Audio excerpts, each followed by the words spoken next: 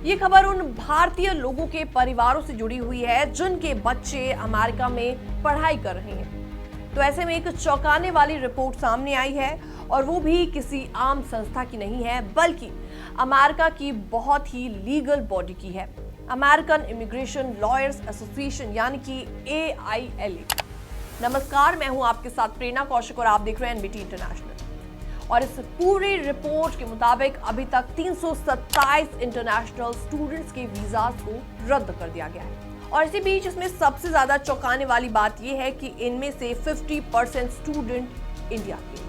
जी हां, हर दो में से एक छात्र भारत से है जिनका या तो वीजा कैंसिल कर दिया गया या फिर सर्विस सिस्टम से उनका नाम रिमूव कर दिया गया, जिससे उनकी स्टूडेंट स्टेटस को खत्म कर दिया जाता है।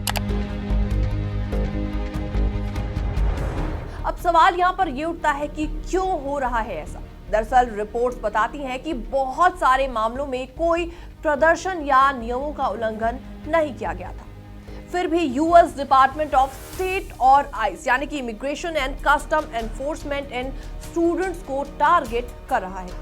कांग्रेस पार्टी ने भी इस पूरे मुद्दे पर चिंता जताई है।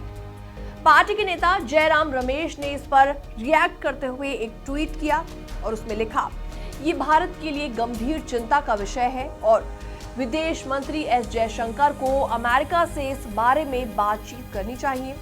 उन्होंने सोशल मीडिया प्लेटफॉर्म X पर विदेश मंत्री को टैग करते हुए ये सवाल उठाया कि क्या भारत सरकार इन भारतीय छात्रों की सुरक्षा और भविष्य के लिए कुछ कदम उठाएगी। तो ऐसे में रिपोर्ट्स में यह भी बताया गया है कि भारतीयों के बाद दूसरे नंबर पर चाइनीज स्टूडेंट शामिल हैं, जिनकी संख्या है 14%। इसके अलावा फिर आते हैं नेपाल, बांग्लादेश और साउथ कोरिया जैसे कंट्रीज के स्टूडेंट्स।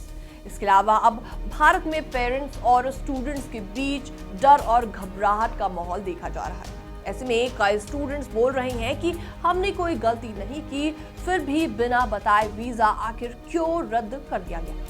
अमेरिका में इमिग्रेशन लॉयर्स का कहना है कि इन स्टूडेंट्स को लीगल हियरिंग या प्रॉपर नोटिस भी नहीं दिया गया। तो ऐसे में अब सवाल ये उठता है कि क्या भारत सरकार चुप बैठेगी या फिर अमेरिका से इस बारे में बातचीत करेगी।